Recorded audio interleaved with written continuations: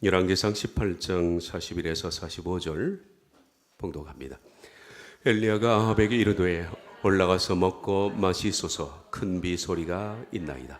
아합이 먹고 마시러 올라가니라. 엘리야가 갈멜산 꼭대기로 올라가서 땅에 꿇어 엎드려 그의 얼굴을 무릎 사이에 넣고 그가 사원에게 이르되 올라가 바다 쪽을 바라보라. 그가 올라가 바라보고 말하되 아무것도 없나이다. 이르되 7번까지 다시 가라. 7번째 이르러서는 그가 말하되 바다에서 사람의 손만한 작은 구름이 일어나나이다. 이르되 올라가 아합에게 말하기를 비에 막히지 아니하도록 마차를 갖추고 내려가소서 하라 하니라. 조금 후에 구름과 바람이 일어나서 하늘이 캄캄해지며 큰 비가 내리는지라. 아멘.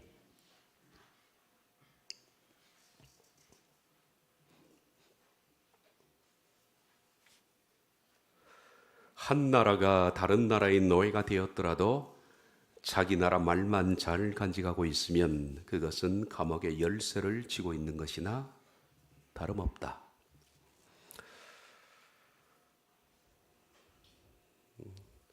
알퐁스 도테의 마지막 수업이라는 단편 속에 나오는 짤막한 대사입니다. 참 감명 있게, 아주 감명 깊게 기억하고 있는 대목입니다. 2차 대전 당시 독일이 프랑스를 점령하게 됩니다. 독일은 점령지 프랑스를 초등학교 때부터 불어를 못 쓰게끔 명령했습니다. 마치 우리나라의 일제 강점기와 비슷한 상황입니다. 그래서 초등학교에서 불어의 마지막 수업을 하게 됩니다. 선생님이 학생들 앞에서 하는 얘기입니다. 여러분, 이것이 불어로 하는 마지막 수업입니다. 지금부터 내 말을 주의 깊게 잘 들어주십시오. 한 나라가 다른 나라의 노예가 되었다 할지라도 자기 나라 말만 잘 간직하고 있으면 그것은 감옥의 열쇠를 쥐고 있는 것과 다름이 없습니다. 자기 나라의 언어를 쥐고 있는 것, 그래서 그 민족의 정신, 혼, 문화 이런 것들을 붙드는 겁니다. 저는 이 말을 다른 말로 좀 바꾸어서 말씀드리고 싶습니다. 우리의 상황이 매우 절망적이고 어둡다 할지라도 만약 여러분들이 기도만 할 수만 있다면 그것은 감옥의 열쇠를 가지고 있는 것이나 다름이 없다. 그 말을 인용해서 이렇게 바꿔보고 싶습니다. 만약에 기도만 할 수 있다면 어떤 상황이든 열 수 있는 키를 가지고 있는 것과 똑같습니다. 기도할 수 있다면 더 이상 어둡고 절망적인 상황은 없기 때문입니다. 기도는 어둡고 절망적인 상황을 열고 나오는 열쇠와 똑같습니다. 많은 사람들이 그 길을 잘 모르고 있습니다만은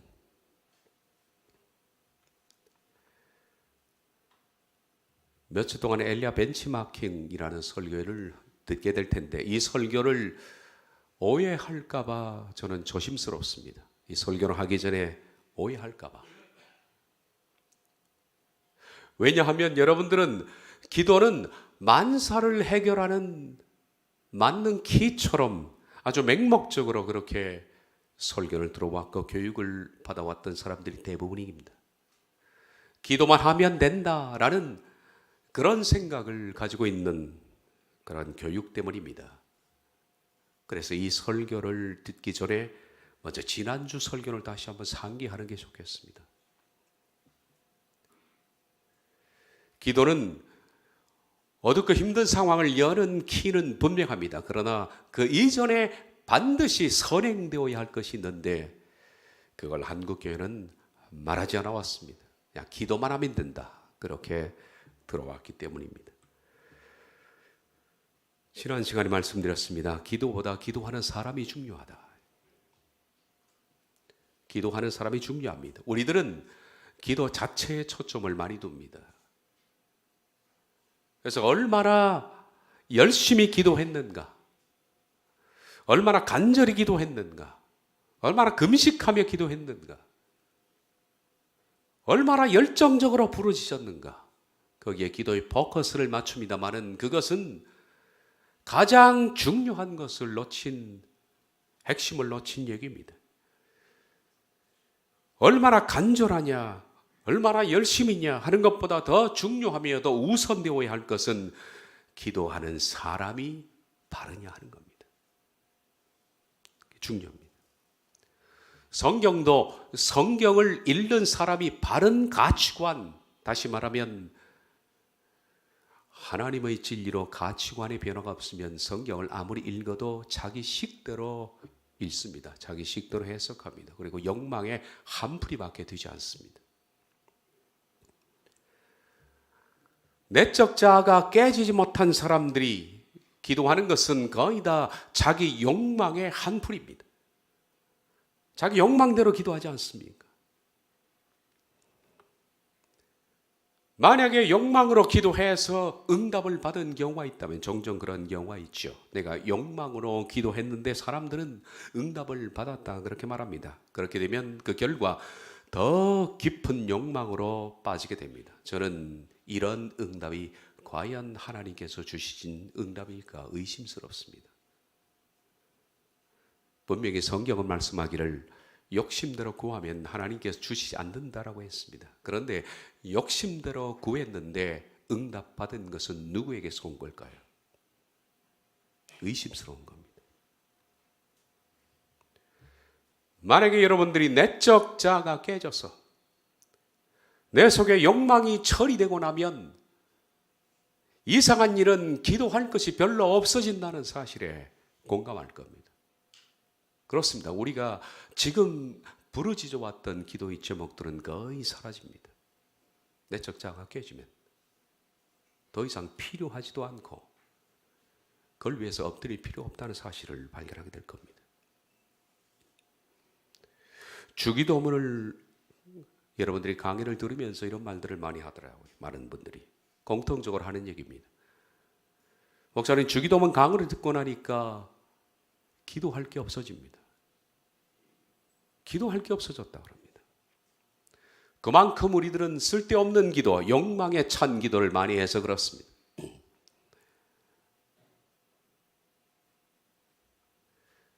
그러나 내적 자아가 깨져서 욕망이 사라지고 나면 구할 것이 별로 없어집니다. 뭐가 보입니까? 비로소 중요한 것이 무엇인지, 그리고 내가 무엇을 구해야 할지 그것이 보이기 시작합니다.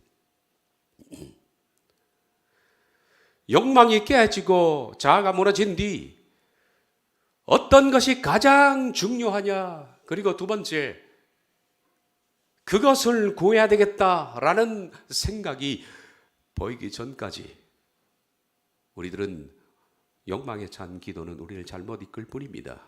그래서 기도보다 더 중요한 것이, 기도 열정보다 더 중요한 것이 기도하는 사람이라 그렇게 말씀을 드렸습니다.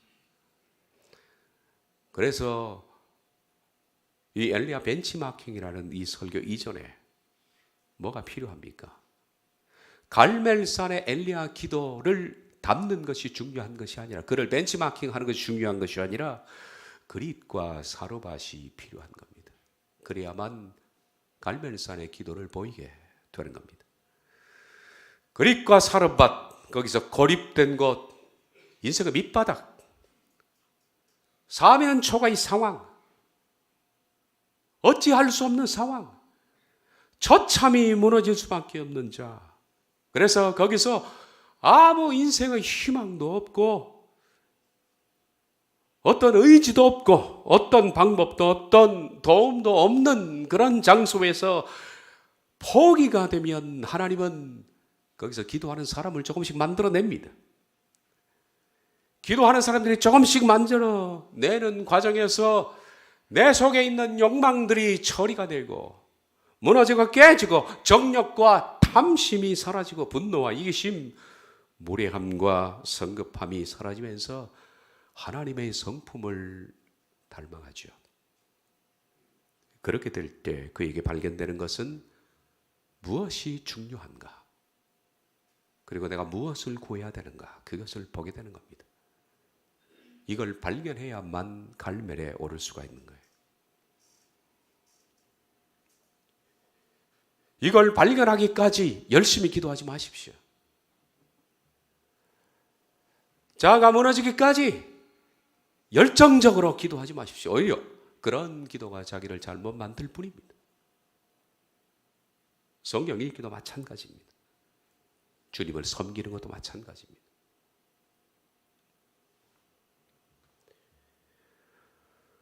엘리야 벤치마킹은 깨어진 사람들에게 주는 설교입니다.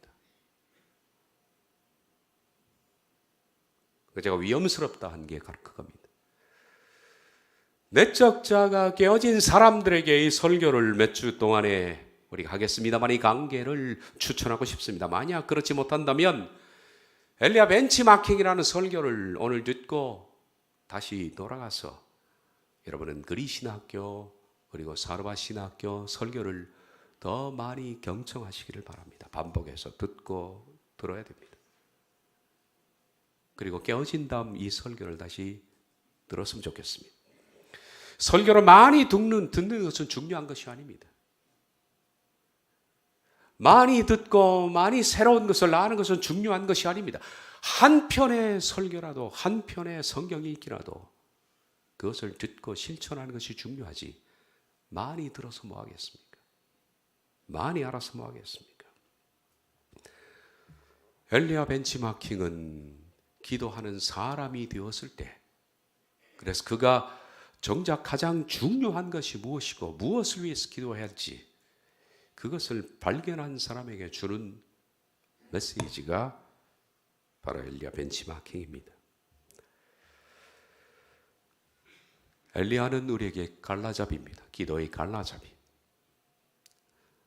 종종 사람들이 길라잡이라고 잘못 알고 있습니다만은 원래 이 본뒷말은 갈라잡이입니다. 갈라잡이라는 뜻은 앞서서 인도하는 사람이라는 뜻입니다.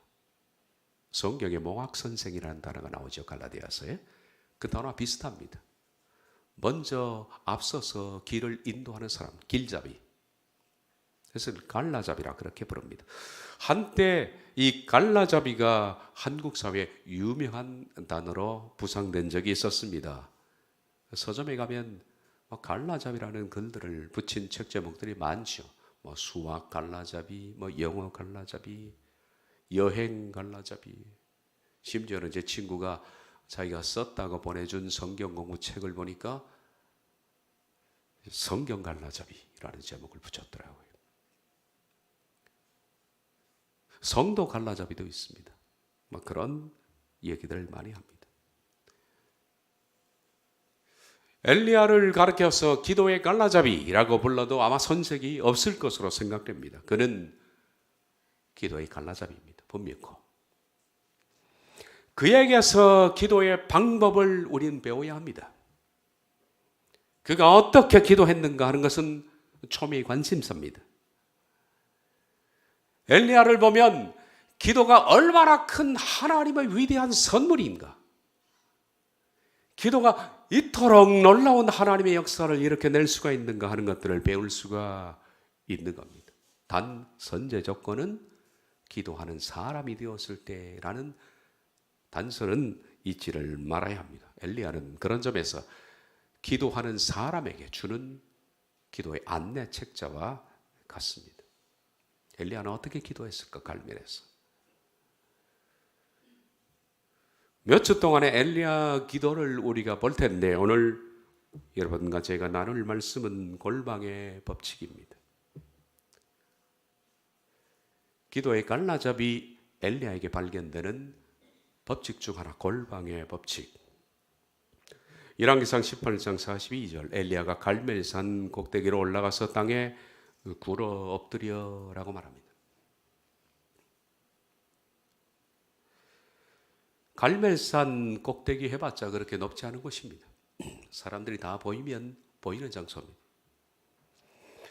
엘리야가 지금 850명의 바알가스라의 선지자들 그리고 수많은 구경꾼들이 있는 그 장소를 피해서 높은 지대로 혼자 올라간 이유가 뭘까요? 이유는 아주 단순합니다. 그것은 군중들을 피해서 하나님을 만나기 위해서입니다. 군중들이 없는 장소입니다. 따라서 엘리야가 기도할 때 그 가지고 있었던 기도의 법칙은 바로 골방의 법칙이라 그렇게 말합니다. 하나님과 내 사이에 홀로 있는 골방의 법칙. 이 법칙은 아주 위대하지만, 그리고 아주 단순하지만은 많은 교인들은 이 골방의 법칙을 따르지 않습니다. 여러분들에게는 골방이 있습니까? 많은 교인들이 골방이 없습니다. 예수님께서도 그 위대한 주기도문이라고 일컫는, 어떻게 하면 이렇게 기도할 것인가, 너희는 이렇게 기도하라 라고 말씀했던 그 주기도문이라고 알려진 그 기도문 시작하시면서 예수님께서 먼저 말씀하시는 것이 골방의 법칙이었습니다. 너희는 기도할 때 내 골방에 들어가 문을 닫고 은밀한 중에 계신 내 아버지께 기도하라. 하늘에 계신 우리 아버지요 라고 시작됩니다. 기도할 때 골방에 들어가서 문을 걸어 잠그고 아주 은밀한 중에 계신 내 아버지께 기도하라. 골방의 법칙입니다. 그런데 많은 교인들이 불행하게 오늘날 골방을 잃어버렸습니다. 왜 교인들이 이 시대에 골방을 잃어버렸는가? 그것은 굳이 하나님을 의지할 필요성을 별로 못 느끼기 때문이라고 저는 생각합니다. 하나님을 알기는 하나 절박하게 의지할 필요성을 별로 못 느끼기 때문입니다. 왜냐하면 이토록 우리들은 과학이 발달된 시대에 살고 있고 문명의 힘을 빌어서 우리가 할 수 있는 것들이 너무나 많이 있습니다. 우리 너무 할 수 있는 것들이 많이 있습니다. 그래서 굳이 옛날처럼 무릎을 꿇지 않더라도 내 스스로 해결할 수 있는 영역이 너무나 많기 때문에 극빈하게 가난했을 때는 먹는 한 끼를 놓고도 하나님께 기도했습니다. 약을 구하기 힘든 시대 때, 그럴 때 사람이 몸만 아파도 하나님을 찾았습니다. 그런데 지금은 그럴 필요가 없습니다. 우리들은 윤택해졌습니다. 그리고 과학과 의학과 문명이 발달되기 때문에 이제는 더 이상 하나님을 간절히 찾을 의존, 곧 기도를 잃어버린 겁니다. 그래서 과거에는 하나님을 절실히 의존했던 사람들이 10명이라면 지금은 1명을 찾기도 힘든 그런 시대가 된 겁니다. 골방을 잃어버린 겁니다. 나도 모르는 사이에. 우리가 의식하지 않는 순간에 서서히 우리들은 골방을 잃어버렸습니다. 골방을 잃은 그리스도인들은 나아가서 하나님까지도 잃게 된 겁니다. 조지 밀러는 말합니다. 이 땅에서 단 한 가지 종류의 빈곤이 존재한다. 그것은 기도의 빈곤이다. 먹고 사는 것이 빈곤해서가 문제가 아니고 사랑이 빈곤해서가 문제가 아니며 문제가 생겨 고통이 아니라 정말 절박한 것은 그 사람에게 기도의 빈곤일 뿐이다 라고 밀러가 말했습니다. 이 시대에 그리스도인들은 지식과 말에는 굉장히 유능합니다. 너무 많이 알고 있습니다. 풍성한 지식을 갖고 있고 교인들도 많은 지식을 가지고 있습니다. 그리고 말도 유능합니다. 그러나 보십시오. 영혼이 공허하지 않습니까? 영혼이. 왜 영혼이 공허할까요? 그것은 골방을 잃었기 때문에. 골방을 잃은 교인들은 머릿속으로 지식은 충족하나 아는 것은 넘치나 영혼은 빈곤 상태라는 겁니다. 이 설교를 통해서 여러분이 영혼이 지금 여러분의 기도를 한번 돌이켜 보시기를 바랍니다. 통계에 의하면 하루에 5분 정도 기도하는 사람이 교인 중에 10%입니다. 그리고 30분 넘게 기도하는 사람은 1%라 그런 통계가 있습니다. 그만큼 기도하지 않는다는 겁니다. 기도는 말할 필요가 없는, 바로 앞서 말씀드린 것처럼 어둡고 힘든 상황을 여는 열쇠입니다. 신앙의 거인들은 한결같이 다 기도의 사람들이었습니다. 그리고 성도는 다 함께 기도의 사람입니다. 교인들은 기도하지 않지만 성도는 기도의 사람입니다. 하나님은 기도하는 사람을 찾으시고 그들을 통해서 하나님의 나라를 이루어 가셨고 하나님의 역사를 써오신 겁니다. 시편 34편 15절, 여호와의 눈은 의인을 향하시고 그 귀는 저희 부르짖음에 기울이신도다. 하나님이 찾으시는 자는 부르짖는 자입니다. 성령님은 방법을 가진 사람을 찾는 것이 아니라 기도의 사람을 찾습니다. 성령님은 계획 위에 임하는 것이 아니라 기도하는 사람 위에 임합니다. 많은 사람들이 방법을 찾습니다. 그러나 기도하는 사람을 하나님이 찾는다는 겁니다. 여러 가지 상황이 꼬이고 힘들고 역경이 생기고 고통이 생기면 그래도 그들은 기도하지 않는, 그래도 무릎을 꿇지 않는 이런 사람을 통해서 무슨 하나님의 역사를 기대할 수가 있겠습니까? 방법을 찾고 계획을 찾고 그리고 돌파구를 찾는, 무릎 꿇지 않는, 골방이 없는 그리스도인들은 결코 성도가 되기 힘들 겁니다. 엘리야의 기도는 골방의 법칙입니다. 골방이란 뭘까요? 골방이란 뭘까? 예수님께서도 말씀하기를 골방으로 들어가라. 가서 문을 걸어 잠그고 은밀히 계시는 내 아버지께 기도하라 하셨는데 그 골방이 뭘까요? 이 골방이라는 것은 장소의 개념이라기보다 어떤 구별의 개념으로 이해하면 더 좋겠습니다. 왜냐하면 우리가 골방에 들어가서 문을 걸어 잠그고 앉아 있다 하더라도 많은 사람들이 골방에 앉아서 여러 가지 세상의 일들로 고민하고 생각하고 세상의 우수사리로 가득 찬 사람들은 골방에 있는 것이 아닙니다. 기도하면서 걱정하고 염려하고 미래를 생각하고 꼬인 여러 가지 상황을 괴로워하는 것은 엎드려 있는 그 시간이 결코 골방이 아닐 겁니다. 그러나 때로는 사람이 많은 장소에서도 여러분은 골방을 가질 수가 있습니다. 기도하는 사람은 그렇게 해왔습니다. 여러 사람이 모인 장소에서 골방을 갖습니다. 그것은 외부의 관심으로부터 나를 차단하는 겁니다. 어떤 경우는 지하철이 여러분의 골방이 될 수가 있습니다. 회사 사무실이 골방이 될 수가 있고 여러 사람들이 많이 모인 회식 자리도 골방으로 만들 수가 있습니다. 보통 사람들이 나누는 사람에 대한 평가 그리고 자기 자랑들, 고민들, 염려들, 세상의 부산스러운 그런 일들로부터 스스로 내 생각을 차단해서 하나님과 1대1로 서는 그 시간이 바로 골방이 아니고 뭐겠습니까? 그러므로 골방이라는 것은 장소적 개념보다 외부와 차단된 상태를 말한다. 그렇게 말할 수 있습니다. 내가 골방 속에 있느냐, 그렇지 않느냐?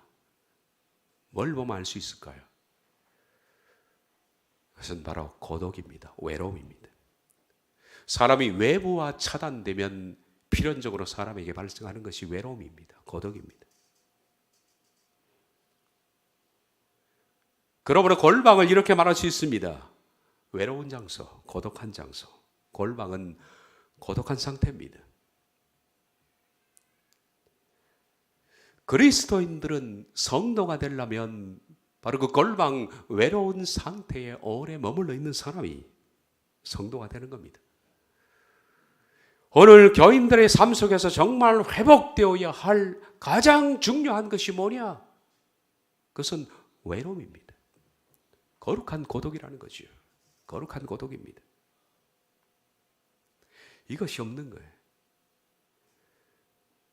많은 사람들과 웃고 떠들고 친구와 이 세상의 일들을 나누고 이 세상의 일들을 보고 듣고 고민하고 생각하는 가운데 하루 종일 거룩한 고독의 시간을 못 갖는 사람들이 너무나 많이 있습니다. 일상의 범잡함이 내 마음속에 침범할 수 없는 거룩한 외로움 속에서 오직 하나님만 응시하고 엎드리는 그 구별된 시간을 갖지 못한 채 하루를 흘러가는 사람들이 절대 다수라는 겁니다. 기도의 사람들은 하나님과 대면하기 위해서 스스로 외부로부터 모든 것들을 차단해 온 사람들입니다. 그리고 스스로 고독의 골방 속에 갇힌 그 시간을 즐거워했던 사람들이죠.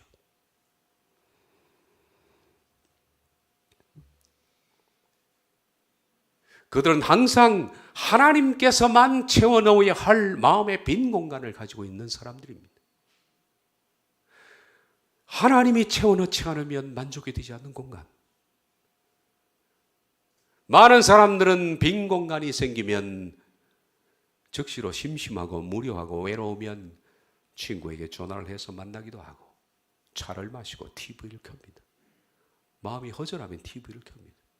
그리고 그 빈 공간에 하나님이 들어가시어 그 하나님이 콜링하시는 그 공간에 세상의 재미로 채워넣는 겁니다. 듣고 보고 느끼고 나누고 세상을 일들을 얘기를 하고. 그러나 거룩을 추구했던 사람들은 그 빈 공간에서 부른 찬바람, 이것을 모든 사람들은 외로워하고 고독하고 늘 굶주렸지만은 그런 바람이 불어올 때 그 공간을 절대 사랑하는 사람들과 함께 채워나가지 않았습니다. 이 세상의 정보로부터 친구로부터 그 공간을 채운 사람들이 아닙니다. 그래서 그들은 사람들과 함께 있으면서도 고독한 사람입니다. 외롭고 그리고 좋은 일이 생겨도 외로운 사람입니다. 성도는 좋은 일이 생겨도 외로워야 합니다. 왜냐하면 하나님이 들어가지 아니하시면 그 빈 공간을 뭘로도 채울 수가 없기 때문에. 성도는 외로울 것이 없는 상황도 외로워합니다. 그 빈 공간을 하나님이 채워넣기까지 성도에게는 항상 그 굶주림은 계속되어 왔던 겁니다. 그래서 그는 골방으로 가는 겁니다.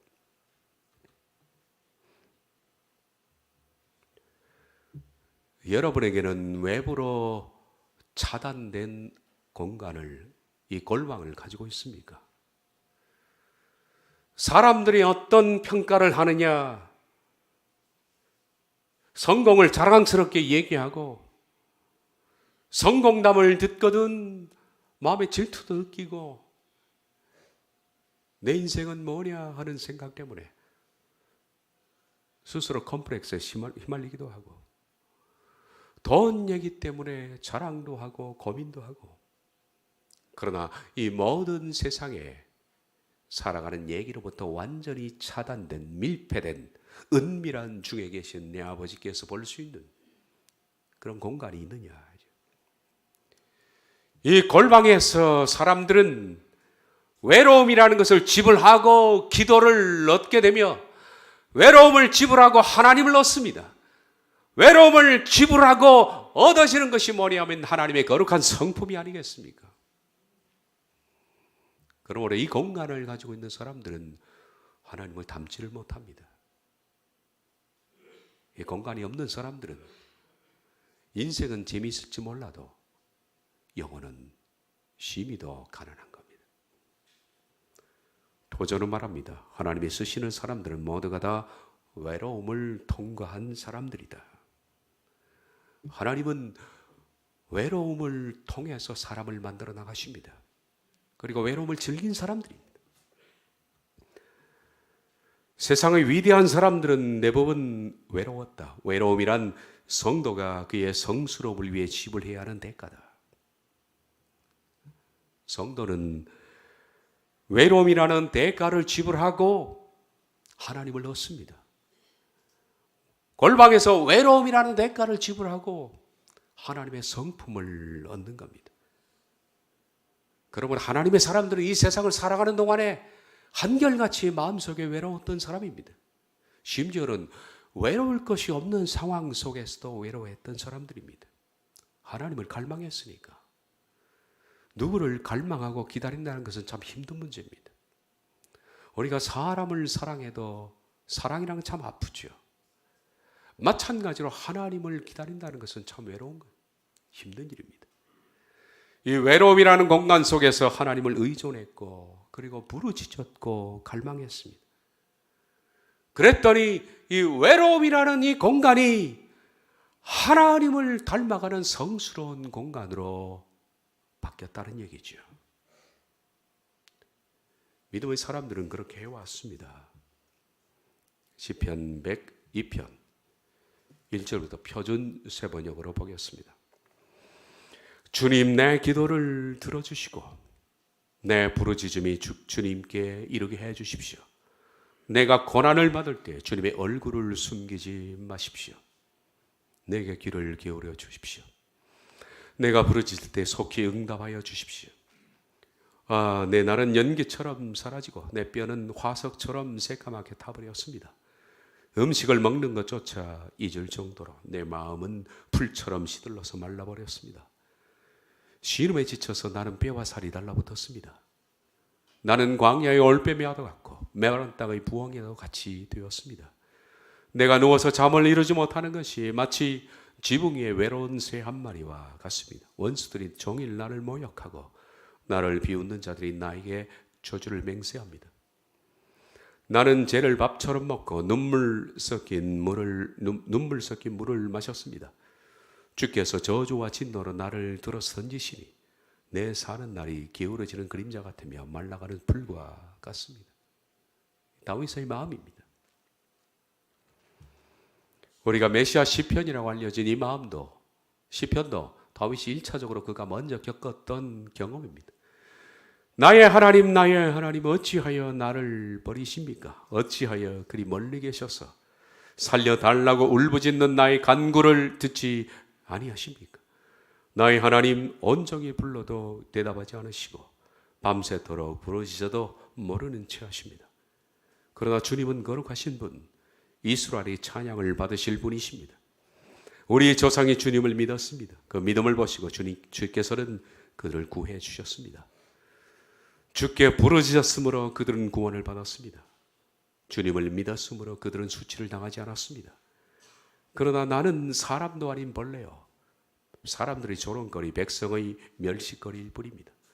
나를 보는 사람은 누구나 나를 빗대어서 조롱하며 입술을 삐죽거리며 머리를 흔들며 비아냥댑니다. 그가 주에게 그토록 의지하였다면 주가 그를 구하여 주겠지. 그가 그토록 주의 마음에 들었다면 주가 그를 건져주겠지 합니다. 그러나 주님은 나를 모태에서 이끌어내신 분, 어머니의 젖을 빨 때부터 나에게 믿음을 주신 분입니다. 나는 태어날 때부터 주께 맡긴 몸, 모태로부터 나의 하나님은 주님뿐이었습니다. 나를 멀리하지 말아 주십시오. 재난이 가까이 닥쳐왔으나 나를 도와줄 사람이 없습니다. 얼마나 외롭습니까, 이분들이? 얼마나 하나님을 의지한다는 것이 얼마나 외로운 일입니까? 심지어 주님께서도 말씀하셨습니다.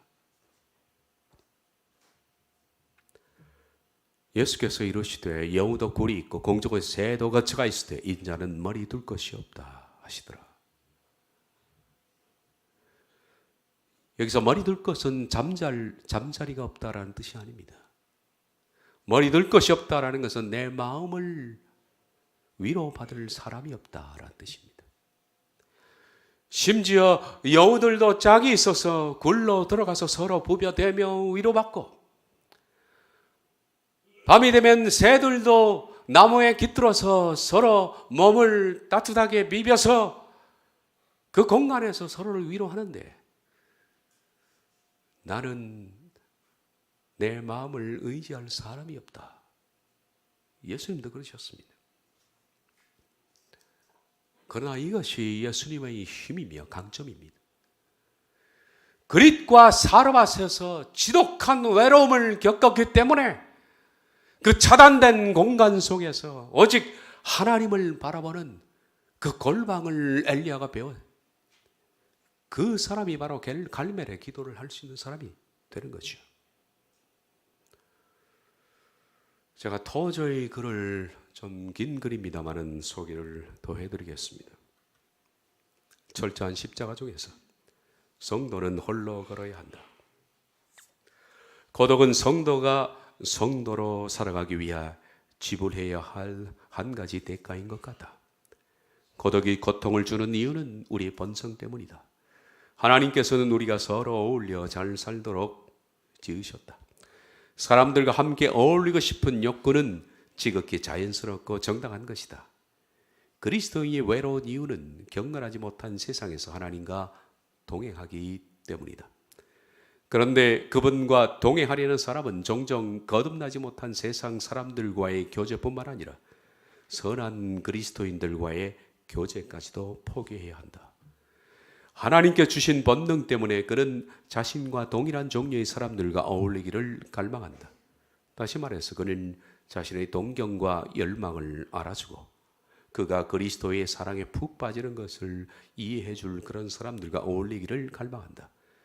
하지만 그의 내적 경험에 체험에 동참할 사람이 거의 없기 때문에 그는 홀로 걸을 수밖에 없다. 선지자들도 사람들에게 이해받고 싶은 욕구가 좌절되었을 때 하소연했다. 심지어 우리 주님도 주변 사람들의 머리 때문에 고통당하셨다. 깊은 영적 교제를 나눌 사람을 찾기는 어렵다. 그는 그런 현실을 받아들여야 한다. 왜냐하면 그는 이 땅에서 나그네와 순례자이며 그의 여행은 발로 하는 여행이 아니라 마음으로 하는 여행이기 때문이다. 그는 자신의 영혼의 동산에서 하나님과 함께 걷는다. 그곳에서 그와 함께 걸을 수 있는 분은 오직 하나님뿐이시다. 그는 자기가 높아지는 것을 기뻐하지 않고 그의 구주께서 사람들에게 영광 받으시는 것을 기뻐한다. 그는 주님이 높아지시고 자기가 낮아지는 것을 기뻐한다. 고독 때문에 그는 다시 하나님을 의지하게 된다. 시편 기자는 내 부모는 나를 버렸으나 여호와는 나를 영접하시리다 라고 말한다. 사람들에게서 교제의 대상을 찾기 힘들다고 느낀 그는 다른 곳에서 찾을 수 없는 것을 하나님으로부터 찾으라고 노력하게 된다. 내적 고독을 통해 그는 군중 속에서 배울 수 없었던 것을 배우게 된다. 다시 말해서 그리스도께서 모든 것이다 라는 것을 배우게 된다. 또한 우리가 그분 안에서 우리의 인생의 최고선을 얻도록 하기 위해 그분이 우리에게 지혜와 의와 거룩함과 구속이 되셨다는 것을 배우게 된다. 나는 도저히 여깁니다. 우리들은 너무 바빠서 문제입니다. 너무 바쁩니다. 너무 많이 봅니다. 너무 많이 듣고 너무 많이 생각하고 그리고 너무 많이 친구들과 만납니다. 너무 바쁩니다. 네 가지 밭의 비유에서도 길가밭은 결코 씨앗이 들어갈 수 없는 밭인 것처럼 이 길가밭의 밭이 그런 밭이 된 원인이 뭘까요? 부드러운 옥토였지만 원래 그곳에 마차도 다니고 사람도 걸어다니면서 점차 다져져서 농로가 된 겁니다. 그러니 그 바쁜 수많은 사람들이 걸어다니고 수많은 우마차가 다니면서 바쁜 사람의 마음에는 하나님의 씨가 떨어져 들어갈 공간이 없는 겁니다. 바쁜 거는 죄입니다. 하루 종일 너무나 많은 것을 봅니다. 너무 많이 듣고 너무 많이 배우고 너무 바쁩니다. 일에 치심하고 너무 많이 사람을 만나고 우리는 너무 행복하고 너무 살기에 분주하고 배우기에 바쁩니다. 그래서 현대인들, 그리스도인들이 골방을 잃은 겁니다. 단 5분 이내로 기도하고 끝나는 사람들이 5분도 기도하지 않는 사람들이 절대 다수인 오늘 이 시대 30분 이상 기도하는 사람이 단 1%밖에 되지 않는 이 시대의 현실입니다. 파스칼의 명작 가운데 방서에서 그는 이렇게 말합니다. 나는 사람들이 불행해지는 단 한 가지 이유는 자기 방에 조용히 머물러 있을 줄 모르기 때문이라고 확신한다. 왁자지껄하고 소란소란한 장소를 피하여 고독의 즐거움을 이해하도록 해라. 고독한 사람은 강한 사람입니다. 고독한 장소에서 오래 머물러서 자기를 돌아보면서 하나님을 의지한 사람은 다른 사람들과 섞여서 웃고 떠들어도 상관이 없습니다. 왜냐하면 그는 자신의 고독의 방을 가지고 있기 때문입니다. 그러나 이 골방이 없는 사람들은 사람과 만나는 것을 대단히 위험스럽게 생각해야 합니다. 왜냐하면 그 사람들과 대화하는 가운데 여러분들은 열린 마음속으로 세상의 물결이 그냥 들어오기 때문입니다. 이런 말씀을 들어도 밖에 나가면 그냥 공중의 새가 떨어진 말씀의 씨앗을 들어와서 금방 먹어버립니다. 그러므로 골방을 갖지 않는 사람들은 대화를 조심해야 됩니다. 세상에 나가서 세상과 어울리는 것을 조심해야 됩니다. 고독의 시간을 회복해야 되죠. 여러분, 회복해야 합니다. 마음이 고독하도록 유지해야 되고, 내 마음속에 고독의 찬바람이 불어올 때 하나님께서 그것은 내가 너를 만나고 싶다는 콜링의 사인입니다. 그럴 때 고독한 마음에 전화를 돌려 친구와 만나서 채우지 말고 이것저것서 쇼핑하거나 TV를 켜서 그 마음을 채워넣지 말고 하나님 부르실 때 조용히 들어가서 문을 걸어 잠그고 은밀한 중에 계신 아버지께 기도하십시오. 그리고 그분을 채워 넣을세. 채워 넣어야 여러분은 강한 사람이 될 수가 있는 겁니다. 모든 분주한 시간을 벗어나서 고독한 중에 하나님께 엎드린 그 사람이 갈멜의 챔피언이 될 수 있고, 그리고 그가 바로 기도할 수 있는 사람이 됩니다. 마르틴 루터가 그런 말을 했습니다. 분주한 것은 죄다. 교인이 분주한 것은 죄다 그랬습니다. 그렇습니다. 교인이 바쁜 것은 죄입니다. 왜? 하나님을 만날 시간을 갖지를 못하니까 죄입니다. 엘리야가 갈멜산 꼭대기로 올라가서 땅에 꿇어 엎드렸습니다. 우리도 사람으로 벗어나서 고독한 장소로 가서 꿇어 엎드려야 됩니다. 오늘 저녁부터 당장, 그리고 아침에 일찍, 웬만하면 좀 더 일찍 그 시간을 갖기 위해서 일어나십시오. 동이 트기 전에 먼저 일어나서 나만의 시간을 그 골방으로 찾아가서 하나님을 만나고 하루를 시작하십시오. 부족한 잠을 채우느라고 그 중요한 골방의 타임을 놓치면 영원히 성도로 살지를 못합니다. 교인으로만 살다가 끝날 겁니다. 여러분의 골방이 여러분에게 꼭 회복되기를 바랍니다. 기도하겠습니다.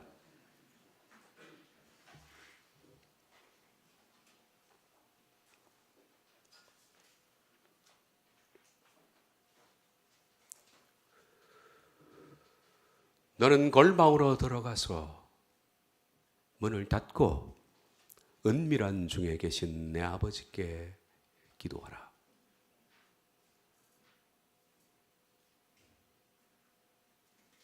우리의 삶에 우리가 작은 것도 이겨내지를 못하고 작은 갈등도 극복해내지 못하며 문제 앞에 떨고 문제 앞에 괴로워하는 것은 그 사람이나 그 문제가 되어서가 아니라 우린 골방을 잃어버렸기 때문입니다. 골방을 잃은 교인들은 작은 문제 앞에 속수무책으로 쓰러집니다. 괴로워하고 힘들어하고 이겨낼 힘조차 없는, 우리가 정말 골방을 회복해야 할 이유가 여기 있습니다. 성도의 길을 걷기 위해서 골방에 회복이 있게 해 주옵소서. 예수님의 이름으로 기도하옵나이다. 아멘.